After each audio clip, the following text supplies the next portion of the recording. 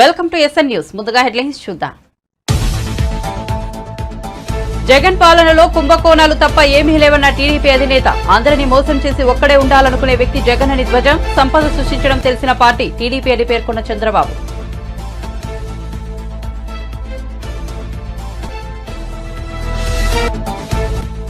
జగన్ పై దాడి కేసులో బోండా ఉమ భారీ మూల్యం చెల్లించుకోక తప్పదన్న వెల్లంపల్లి. జగన్ పై ఉమ అనుచరులు దాడి చేశారని వ్యాఖ్య. బోండా ఉమకు డిపాజిట్ కూడా రాదని వెల్లడి.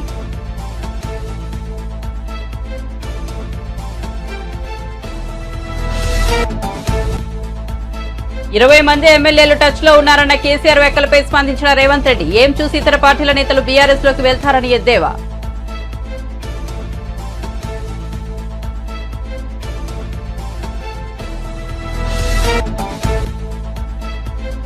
కేసీఆర్ తలపెట్టిన బస్సు యాత్రపై బీజేపీ రాజ్యసభ సభ్యుడు వ్యంగ్యాస్త్రాలు. బస్సు యాత్ర కాదు కదా మోకాల యాత్ర చేసిన కేసీఆర్ ను ప్రజలు నమ్మే పరిస్థితిలో లేరని సెటైర్.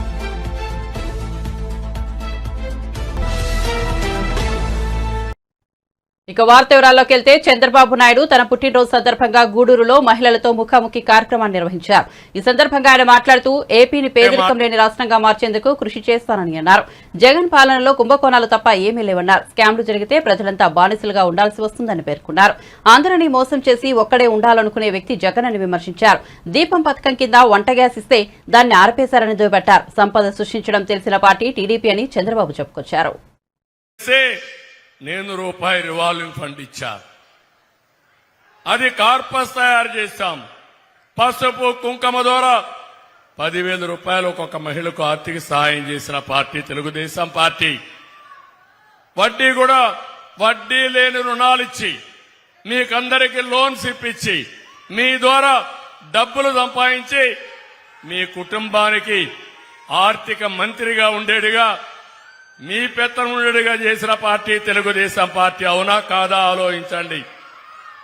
ఇలాంటి 1-2 కాదు, నేను చాలా కార్యక్రమాలు శ్రీకారం చుట్టా. అప్పట్లయితే ఇదే మరి పెద్ద పెద్ద మీటింగ్లు పెట్టేవాడిని, మీలో చైతన్యం తీసుకొచ్చేవాడిని. తద్వారా ఈరోజు చూస్తే మహిళలు బ్రహ్మాండంగా ముందుకు పోయే పరిస్థితికి వచ్చారు. నేను ఆ రోజు ఒక పని చేశాను. ఒక నిర్ణయం జీవితాల్లో ఎంత మార్పు తీసుకొస్తుందో ఇక్కడుండే ఆడపిల్లలే సాక్ష్యం. నేను ఆ రోజు ఉద్యోగాల్లో కాలేజీల్లో 33% రిజర్వేషన్లు పెట్టారు. నాకు మగపిల్లలు ఒక మాట అడిగారు, సార్ మీరంతా 33% పెట్టారు, మెరిట్లో ఎక్కువ వస్తారు, 2 కలిపితే 60% ఆడబిడ్డలే వస్తారు, మేము 40% కుదించిపోతున్నాం, ఏమంటారంటే నేను మాట చెప్పాను. అయ్యా ఇన్ని రోజులు మీరు బాగా చదువుకున్నారు, మీరే పెత్తనం చేశారు, కొన్ని రోజులు మా హవా ఆడబిడ్డలకు వదిలిపెడదాం, ఆడబిడ్డలు చేయగలుగుతారని చెప్పి 33% ఉద్యోగాల్లో 33% కాలేజ్ సీట్లలో రిజర్వేషన్లు పెట్టానా లేదా? అది పెడితే ఆడబిడ్డలు బ్రహ్మాండంగా చదువుకున్నారు. ఒకప్పుడు వరకట్నం ఉండేది. ఆడబిడ్డ పెళ్లి చేయాలంటే తల్లిదండ్రులకు పెద్ద సమస్య, ఎంత డబ్బులు ఇవ్వాలో తెలియదు. ఈ రోజు నేను చెప్తున్నా, నేను ఒక్క నిర్ణయం తీసుకుంటే రివర్స్ కట్నం వచ్చింది. మా ఆడబిడ్డలు మగబిడ్డల దగ్గర డబ్బులు డిమాండ్ చేసే పరిస్థితికి వచ్చారు మీ తల్లిదండ్రులు. అవునా కాదా ఒక్కసారి గుర్తు చేసుకోండి. అవునంటే చేలిపైకి ఎత్తండి. ఈరోజు ఐటీలు నేను చూస్తే కొన్ని దిక్కలు నేను మాట్లాడుతున్నా, అప్పుడప్పుడు మాట్లాడుతూ ఉంటే ఒక మాట అడుగుతున్నా. భార్య భర్త ఇద్దరు ఐటీ ప్రొఫెషనల్స్ వస్తారు. ఏమయ్యా నీకెంత జీతం వస్తుందంటే అతను 50,000 వస్తుందంటాడు. ఏమమ్మా నీకెంత వస్తుందంటే నాకు 75,000 వస్తుంది సార్ అంటారు. అంటే మగవాళ్ళ కంటే ఎక్కువ డబ్బులు సంపాదించే తెలివితేటలు నా ఆడబిడ్డలకు ఉన్నాయంటే అది తెలుగుదేశం పార్టీ చూపించిన చొరవ. అవునా కాదా అని అడుగుతున్నా.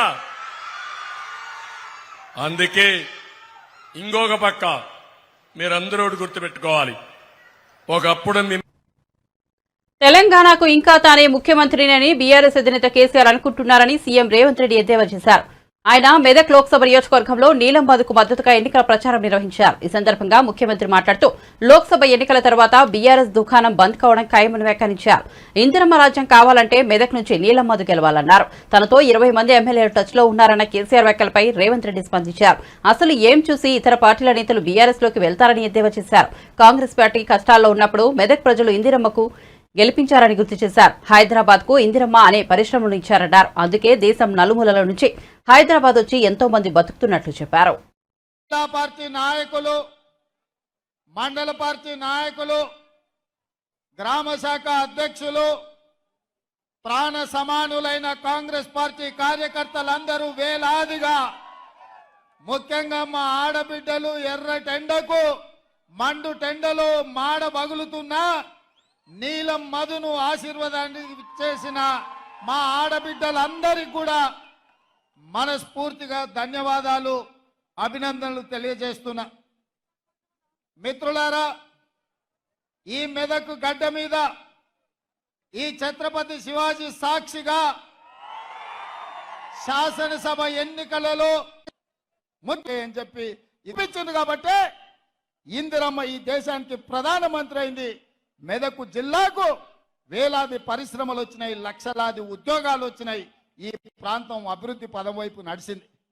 కానీ నరేంద్ర మోడీ ప్రధానమంత్రిగా, కల్వకుంట్ల చంద్రశేఖరరావు ముఖ్యమంత్రిగా మనకు ఏకాన ఇచ్చింది లేదు, ఈ ప్రాంతాన్ని అభివృద్ధి చేసింది లేదు. అందుకే మిత్రులారా, ఇవాళ చంద్రశేఖరరావు పని అయిపోయింది, ఆయన లేవలేకుండా పడ్డాడు. కార్ఖానకు పోయింది, ఇక తూకాణం బంద్ అయింది. తుక్కు కింద దాన్ని తూకం పెట్టి అమ్మాల్సిందే. ఇవాళ గజ్వేల్ ఫామ్ హౌస్ ముందర ఒక పిల్లగాడు తిరుగుతున్నాడు, నేను చూసిన. వాడు ఒకటే స్లోగన్ ఎత్తుకున్నాడు, పాత సామాన్లు కొంటాం, పాత సామాన్లు కొంటామని. నేను ఎవరినో పంపించి అడిగిన, ఏంద్రవాడ అన్నే తిరుగుతున్నా అంటే, కారు షెడ్డుకు పోయింది కదా, ఖరాబ్ అయింది కదా, ఇక తూకం కింద పాత సామాన్ల కింద ఆ కారు కొనుక్కుంటే ఆ గిల్లల పయ్యలు పిల్లలు ఆడుకోనికి వనుకొస్తాయని అంటున్నాడు. అందుకే ఇవాళ కేసీఆర్ నౌకరు పోయి నడుము ఇరిగి పార్టీ ఓడి ఏం చెప్పాలో తెలియక పిట్టల ద్వారా ఇంట్లో కూర్చొని పిలిపించుకొని భజన సంఘం ముందల ఇవాళ కాంగ్రెస్ పార్టీ అయిపోయింది అంటుండు. ఎట్లా అయిపోతుంది బిడ్డ? అది ఏమన్నా ఫుల్ పార్టీలా? పోయంగానే 12 పెగ్గులు పోగానే కాంగ్రెస్ ఖాళీ అవుతుంది, 20 మంది టచ్లు అంటుండు. ఎట్లయితుంది? అది ఏమన్నా 2 లీటర్ల ఫుల్ బాటిల్ అనుకుంటున్నా? 20 పెగ్గులు వేస్తే ఖాళీగానికే. ఈడ కాపలా ఉన్నదేవాడు బిడ్డ, ఎవడో తెలుసా? ఈడ వస్తావా? రా బిడ్డ, టచ్ చేసి చూడు. హైటెన్షన్ వైదికిన కాకి తగులితే ఎట్లయితుందో, కాంగ్రెస్ మీద చెయ్యి పెడితే మాడి మసైపోతావు బిడ్డ. నీ తాతలు ముత్తాతలు గుర్తు రావాలి కాంగ్రెస్ టచ్ చేస్తే. నువ్వు అనుకుంటున్నావేమో నేను జైపాల్ రెడ్డి జానారెడ్డిని కాదు బిడ్డ, మర్యాదగా ఉండనికే బట్టలు ఇప్పదించి రోడ్డు మీద ఉరికించి కొట్టిస్తా బిడ్డ మా కాంగ్రెస్ పార్టీ కార్యకర్తలతోటి. ప్రజలు ఎన్నుకున్న ప్రభుత్వం, ప్రజా తీర్పిచ్చిన ప్రభుత్వం, ప్రజల మన్నన పొందిన ప్రభుత్వం, 100 రోజుల్లో 6 గ్యారంటీలలో 5 గ్యారంటీలు అమలు చేసిన ప్రభుత్వం. మా ప్రభుత్వాన్ని పడగొడతారా నువ్వు మోడీ కలిసి? నువ్వు మోడీ చీకట్లో మాట్లాడుకుంటే అయిపోయింది అనుకుంటున్నావా? రా బిడ్డ రా, మోడీ వస్తాడో మోడీ తాతను తెచ్చుకుంటావు, నీ ఎంబడి ఎవడొస్తాడో రాండి. ఏసాలు వేస్తున్నట్టున్నావు నువ్వు. ఆడబిడ్డలకు ఆర్టీసీలో ఉచితంగా బస్సు ప్రయాణం కల్పిస్తే ఈ 120 రోజుల్లో 35 కోట్ల మంది మా ఆడబిడ్డలు అమ్మగారింటికి పోయిరు, అత్తగారింటికి పోయిరు, సుట్టపోళ్ళింటికి పోయిరు. 7 రూపాయల జాతరకు కూడా మా ఆడబిడ్డలు పోయొచ్చారు. మేడారం సమ్మక్క సారలమ్మ జాతరకు పోయినరు. మా ఆడబిడ్డలు ఇవాళ ఆర్టీసీ బస్సుల్లో ఉచిత ప్రయాణం చేస్తే వాళ్ళ కళ్ళల్లో ఆనందం చూసి ఓర్వలేక కళ్ళల్లో జీడి పోసుకుంటుండే కేసీఆర్. ఈ ప్రభుత్వాన్ని వడగొడితే ఆడబిడ్డలకు ఆర్టీసీ బస్సు ఉచిత ప్రయాణం రద్దవుతుందని మా ఆడబిడ్డలకు వ్యతిరేకంగా కుట్ర చేస్తున్నాడు. మా ఆడబిడ్డలు చూసుకుంటా ఊరుకుంటారా నువ్వు చేసే పనులు? అదే విధంగా దవాఖానకు పోతే బిల్లులు కట్టలేక ఆస్తులమ్మి ఆలి మీద ఉన్న తాళి కూడా తెగ నమ్ముకునే పరిస్థితి ఉండి తనను పోలీసులు నిత్యం వేధిస్తున్నారని టీడీపీ నేత బోండా ఉమా అన్నారు. విజయవాడలో నిర్వహించిన మీడియా సమావేశంలో ఆయన మాట్లాడారు. వందలాది పోలీసులు శుక్రవారం తన ఆఫీసును చుట్టుముట్టారని చెప్పారు. యుద్ధానికి వచ్చినట్లు విజయవాడ సిపి తన మీదకు వారిని పంపారని తెలిపారు. సీఎంపై గులకరాయి దాడి జరిగితే మైనర్ను తప్పుడు కేసులో ఇరికించి లోపల పెట్టారని చెప్పారు. రిమాండ్లో ఉన్న వేముల సతీష్ తల్లిదండ్రులను అక్రమంగా నిర్బంధించారని బోండా ఉమ తెలిపారు. కేసులు పెట్టి నామినేషన్ వేసినటువంటి నన్ను ఈ రోజు పోలీసులు నిత్యం వేధిస్తా ఉన్నారు. 100 మంది పోలీసులు నిన్న మా ఆఫీస్ చుట్టుముట్టారు. 2 ఏసీపీలు, 4 సిఐలు, 6 ఎస్ఐలు, కానిస్టేబుల్స్, టాస్క్ ఫోర్సు వీళ్ళందరూ కూడా ఒక యుద్ధానికి వచ్చినట్టుగా విజయవాడ సిపి మా మీదకి పంపించాడు. ఏం తప్పు చేశాం మేము రోజు ప్రజల్లో ఉన్నాం. సీఎం మీద గులకరాయి దాడి జరిగితే దానికి ఒక మైనర్ని తప్పుడు కేసులో ఇరికిచ్చి అతన్ని లోపల పెట్టారు. మళ్ళా ఈరోజు 164 స్టేట్మెంట్ అంట.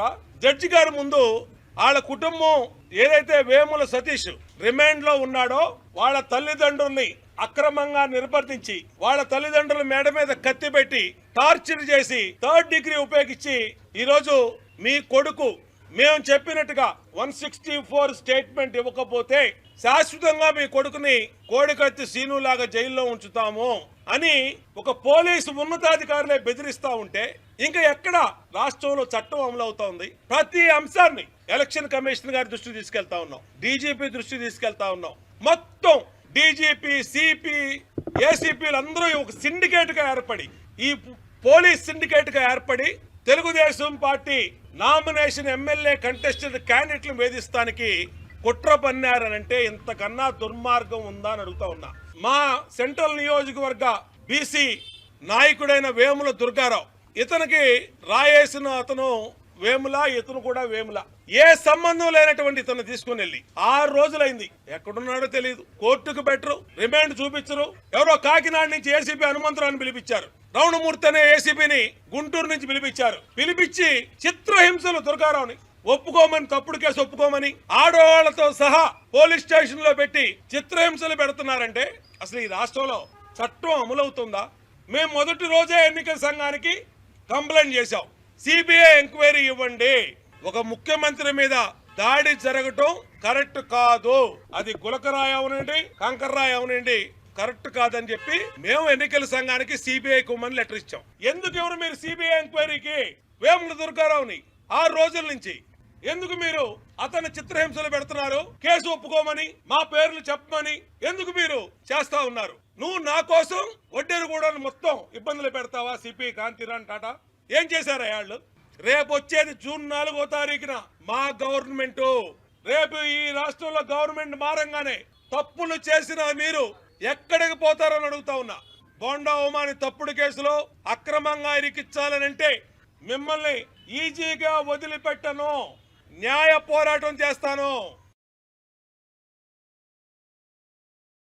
తప్పుడు కేసులు పెట్టి నామినేషన్ వేసినటువంటి నన్ను ఈరోజు టీడీపీ నేత బోండా ఉమకు ఓటమి భయం పట్టుకుందని వైసీపీ ఎమ్మెల్యే వెల్లంపల్లి శ్రీనివాస్ అన్నారు. దొంగచాటుగా బోండా ఉమ ఎందుకు నామినేషన్ వేశారని తప్పు చేశారు కాబట్టి బోండా ఉమ భయపడుతున్నారని ఎద్దేవా చేశారు. బోండా ఉమ నామినేషన్ కార్యక్రమానికి ఆయన కొడుకు తప్ప మరెవరూ వచ్చిన దిక్కులేదని అన్నారు. బోండా ఉమను అరెస్ట్ చేయబోతున్నారంటూ ఆయనే మెసేజ్లు ఫార్వర్డ్ చేశారని ఆరోపించారు. ఆయన ప్రవర్తన చూస్తుంటే తప్పు చేసినట్టే కనిపిస్తోందని అన్నారు.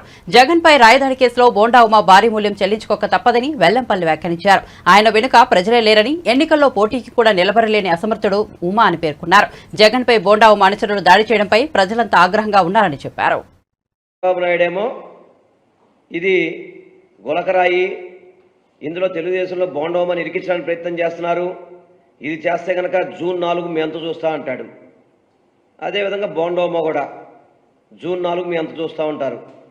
అదేవిధంగా పట్టాభి అతను కూడా ఇష్టం వచ్చిన మాడుతున్నారు.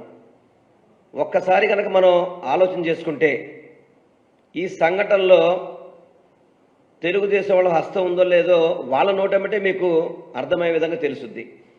వాళ్ళ నోటేమిటే అర్థం చేసుకోండి. ఎందుకంటే ఇదేదో మనం చేసింది కాదు, మనం చెప్పింది కాదు, వాళ్ళ నోటేమిటే. ఒకసారి 1వ వీడియో చూపెడదామా? ఫస్ట్ వీడియో ఒకసారి చూడండి.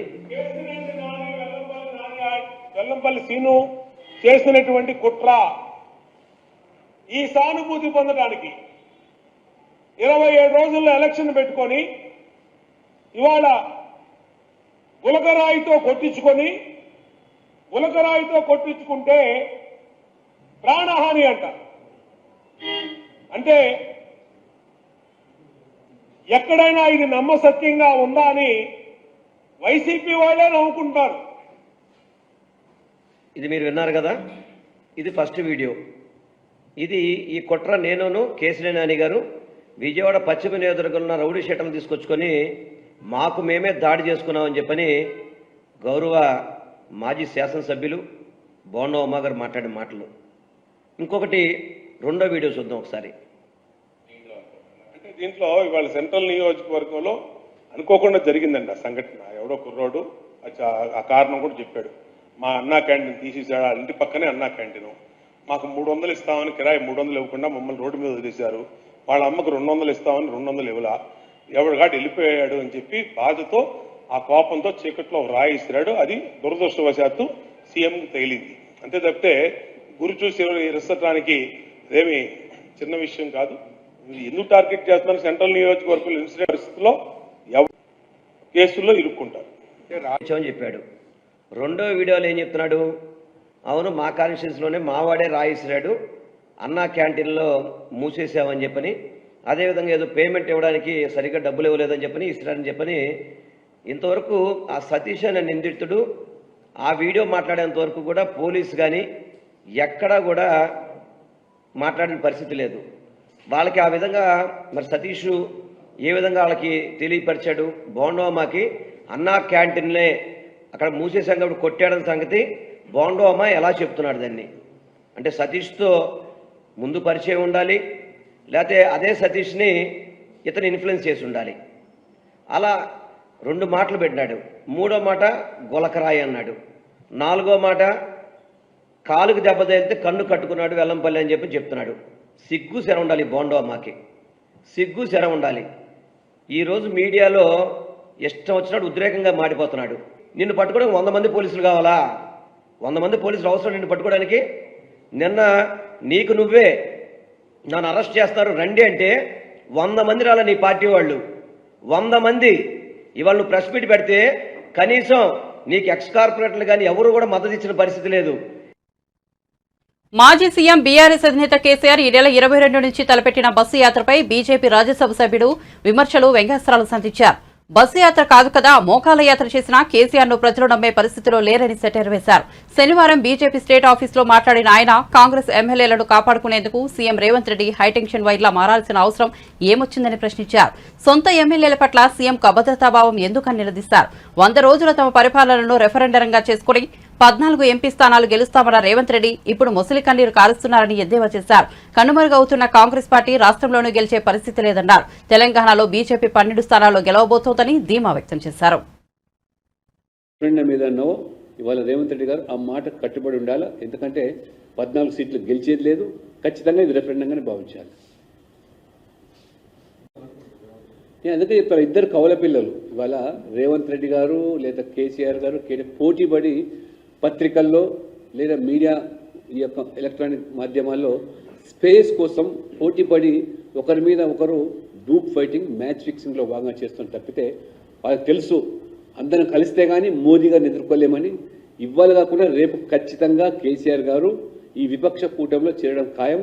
ఈ విపక్ష కూటమి అంటే అవినీతి పార్టీ నాయకులు, ఈ కుటుంబ పార్టీలు, కుల పార్టీలు, ఇవందరూ కూడా ఒక వేదికగా వాళ్ళ అవినీతి కప్పుపుచ్చుకునేదానికి ఏకమైన పార్టీలు. కాబట్టి అందులో కేసీఆర్ కూడా పెద్దన్న పాత్ర పోషిస్తారు.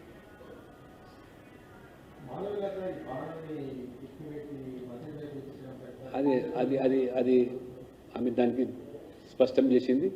అది ఎక్కడ కూడా డెలిబరేట్గా చేయలేదు కూడా. She made it very clear. బీజేపీకి ఫర్ ఇన్ఫర్మేషన్ చెప్తున్నాను, ఇవాళ మీరు ఉత్తరప్రదేశ్ లాంటి రాష్ట్రాల్లో కూడా పస్మందా ముస్లిమ్స్ పేరు మీద ముస్లింల నుండి వెనుకబడ్డ వర్గాలు సైతం కూడా పెద్ద ఎత్తున ఇవాళ బీజేపీకి మద్దతు తెలుపుతున్నారు. బీజేపీని ఇవాళ అనుకూలంగా వారు ఓటు వేస్తూ ఉన్నారు. కాబట్టి ఇవాళ ముస్లింలు కూడా ప్రధానమంత్రి మీరు చూస్తూ ఉన్నారు స్వయంగా ఏ రకంగా ఇవాళ మైనారిటీస్, ముస్లిమ్స్, క్రిస్టియన్స్ డామినేటెడ్ స్టేట్స్లో, క్రిస్టియన్ డామినేటెడ్ స్టేట్స్లో, నార్త్ ఈస్ట్లో కూడా బీజేపీ ఇవాళ 6 రాష్ట్రాల్లో అధికారులు ఉన్నాం. ఇవాళ హయ్యెస్ట్ సీట్స్ కూడా ఆ నార్త్ ఈస్ట్లో బీజేపీ సాధించబోతుంది.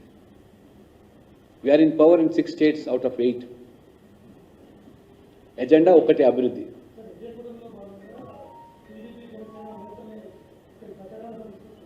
ఎక్కడ?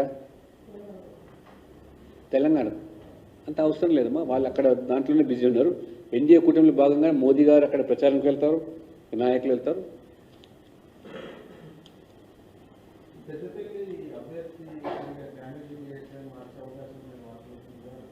వార్తలు వస్తున్నాయి, మేము వింటున్నాం మీ మాదిరి.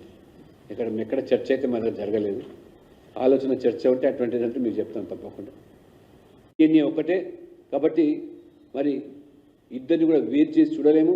ఆ ఇద్దరి డిఎన్ఏ కూడా కుటుంబ పాలన, వంశపారపర రాజకీయాలు, అవినీతి లేదా మైనార్టీ బుజ్జగింపే రాజకీయాలు లేదా హిందూ వ్యతిరేకమైనటువంటి మరి నిర్ణయాలతో ఈ రెండు పార్టీలు పోటీ పడి వాళ్ళ కూటమిగా తెలంగాణలో కాంగ్రెస్, బీఆర్ఎస్, మజ్లిస్, కమ్యూనిస్ట్ ఏకమైన ప్రజలు. కృష్ణా జలాల విషయంలో కాంగ్రెస్ ప్రభుత్వం నిర్లక్ష్యంగా వ్యవహరిస్తున్నదని మరోమారు స్పష్టమైందని మాజీ మంత్రి సూర్యాపేట ఎమ్మెల్యే జగదీష్ రెడ్డి అన్నారు. శుక్రవారం సూర్యాపేట జిల్లా కేంద్రంలో ఆయన మీడియాతో మాట్లాడుతూ ఉమ్మడి నల్గొండ జిల్లా దాహార్తిని తీర్చడంతో పాటు ఆపత్కాలంలో విద్యుత్ అవసరాన్ని తీర్చే టెయిల్ పాండ్ నీటిని ఏపీ అడ్డదారుల్లో ఖాళీ చేస్తుంటే ముఖ్యమంత్రి సహా జిల్లా మంత్రులకు సోయి లేకుండా పోయిందని ఆగ్రహం వ్యక్తం చేశారు. ప్రభుత్వ నిర్వాహకంతో నల్గొండ జిల్లా మరోసారి ఫ్లోరైడ్ రక్కసికి బలయ్యే ప్రమాదం ఉందని ఆందోళన వ్యక్తం చేశారు.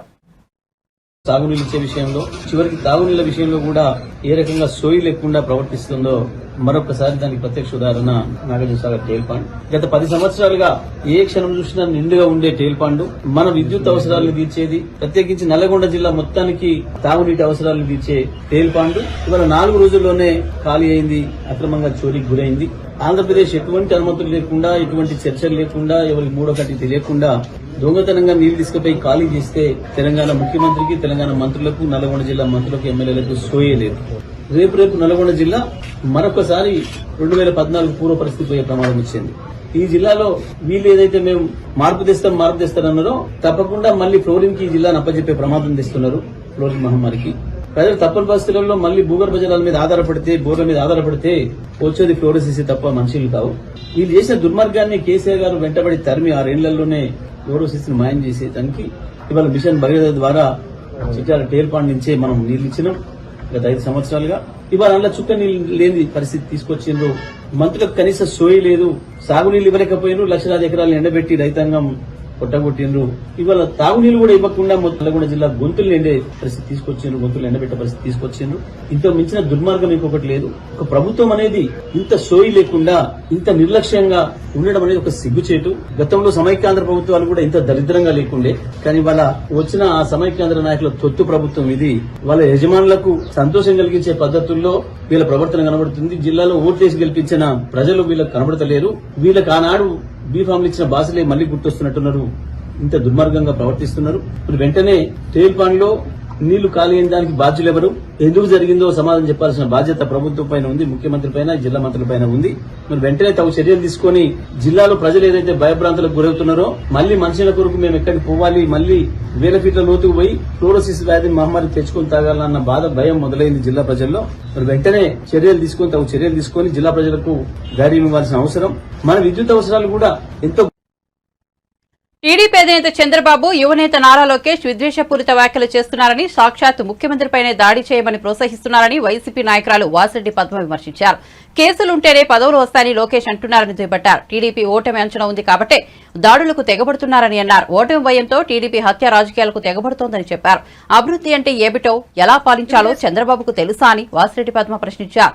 పాలన చేతనైతే 5 ఏళ్లలో ఎందుకు ఏమీ చేయలేకపోయారని అన్నారు. అధికారంలోకి వస్తే ఏం చేస్తారో కూడా చెప్పలేకపోతున్నారని, కూటమిని చూసి ఓట్లు వేయాలని అడుగుతున్నారని ఎద్దేవా చేశారు. చంద్రబాబు మాటలకు ప్రజల నుంచే కాకుండా టీడీపీ నేతల నుంచి కూడా స్పందన రావడం లేదని అన్నారు.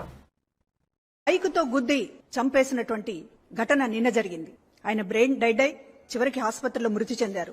ఒంగోలు, చిత్తూరు, అన్నమయ్య జిల్లా, అరకు నిన్న జరిగినటువంటి వీళ్ళ తెలుగుదేశం పార్టీ రౌడీయిజం సంఘటనలు, ఎక్కడికక్కడ వైసీపీ నాయకులపైన, సానుభూతి పరులపైన చేస్తున్నటువంటి దాడులు చూస్తుంటే ఏ రకమైనటువంటి ఎజెండాతో వీళ్ళు వెళ్తున్నారనేటటువంటి అర్థమవుతోంది. ఏకంగా చంద్రబాబు నాయుడు గారు పబ్లిక్ మీటింగుల్లో ముఖ్యమంత్రి గారి పైన రాళ్లతో కొట్టండి, దున్నపోతు అనేటటువంటి మాటలు ఉపయోగించడం ఒక విద్వేషపూరితంగా. ఒక పక్కన లోకేష్, మరో పక్కన చంద్రబాబు, ఇద్దరు కూడా ముఖ్యమంత్రి గారి మీద ఒక దాడికి పురుకొల్పేటటువంటి విధంగా ప్రసంగాలు చేస్తా ఉన్నారు, రెచ్చగొడతా ఉన్నారు కార్యకర్తలని, వాళ్ళకి సంబంధించినటువంటి శ్రేణులని. అంతకు ముందే లోకేష్ చాలా స్వయంగా చెప్పాడు, మీ మీద ఎన్ని కేసులుంటే మీకు అంత ప్రమోషన్లు, మీకు అన్ని పదవులు అనేటటువంటిది.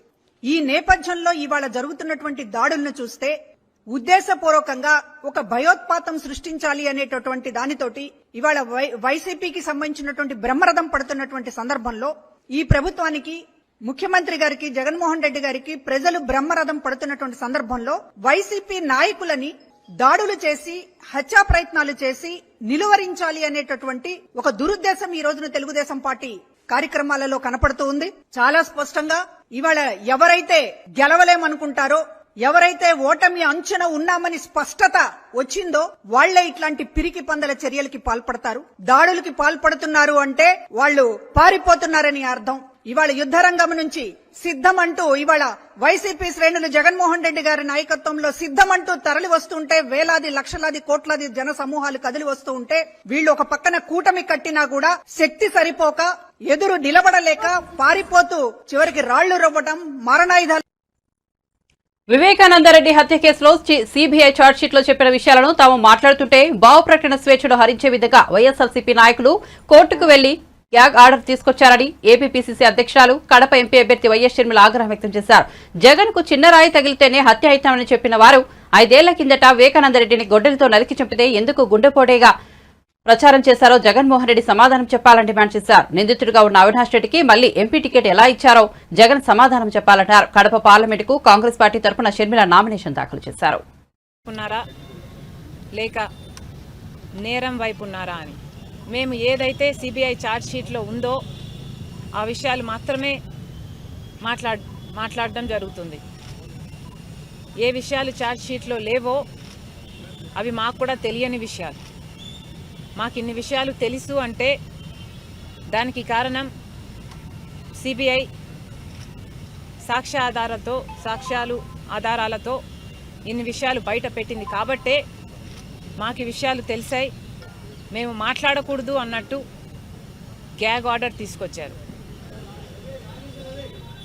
జగన్మోహన్ రెడ్డి గారికి ఒక చిన్న రాయి తగిలితే దానికి హత్యాయత్నం అని పెద్ద బ్యానర్ ఐటమ్గా వేసుకున్నారు. అంటే ఒక చిన్న రాయితో మిమ్మల్ని హత్య చేసేంత ప్రయత్నం జరిగింది అని మీరు చెప్తున్నారు. మరి చిన్న రాయితో కొడితేనే మీకు హత్యాయత్నంలా ఉంటే రాజశేఖర రెడ్డి గారి తమ్ముణ్ణి, వివేకానంద రెడ్డి గారిని, ప్రజానాయకుణ్ణి 7 సార్లు తల మీద గొడ్డలితో నరికి 7 సార్లు నరికితే మెదడు బయటికి వచ్చింది. కానీ అది మాత్రం సాక్షికి హార్ట్ అటాక్ లాగా ఎందుకు కనిపించిందో జగన్మోహన్ రెడ్డి గారు సమాధానం చెప్పాలి. అధికారంలోకి వచ్చిన తర్వాత సిబిఐ ఎంక్వైరీని ఎందుకు వద్దన్నారో జగన్మోహన్ రెడ్డి గారు ప్రజలకు సమాధానం చెప్పాలి. సిబిఐ దోషులు అని చేర్చిన అవినాష్ రెడ్డి గారిని ఎందుకు కాపాడుకుంటూ వస్తున్నారో, తన అధికారాన్ని కూడా దుర్వినియోగం చేస్తూ కర్నూలులో సిబిఐ అక్యూజ్డ్ని అరెస్ట్ చేయడానికి వస్తే తన పోలీసులనే, ప్రభుత్వ పోలీసులనే, రాష్ట్ర పోలీసులనే కంచెగా వేసి. బులెటిన్ ముగించే ముందు హెడ్లైన్స్ మరోసారి చూద్దాం. జగన్ పాలనలో కుంభకోణాలు తప్ప ఏమీ లేవన్న టీడీపీ అధినేత. అందరినీ మోసం చేసి ఒక్కడే ఉండాలనుకునే వ్యక్తి జగన్ అని ధ్వజం. సంపద సృష్టించడం తెలిసిన పార్టీ టీడీపీ అని పేర్కొన్న చంద్రబాబు.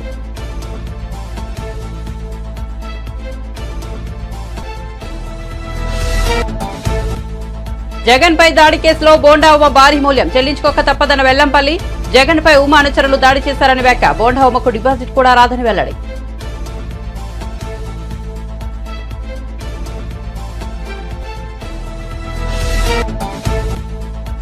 ఇరవై మంది ఎమ్మెల్యేలు టచ్ లో ఉన్నారన్న కేసీఆర్ వ్యాఖ్యలపై స్పందించిన రేవంత్ రెడ్డి. ఏం చూసి ఇతర పార్టీల నేతలు బీఆర్ఎస్ లోకి వెళ్తారని ఎద్దేవా.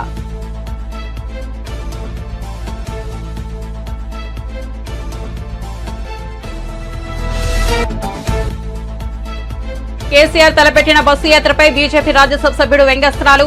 బస్సు యాత్ర కాదు కదా, మోకాల యాత్ర చేసిన కేసీఆర్ ను ప్రజలు నమ్మే పరిస్థితిలో లేరని సెటైర్.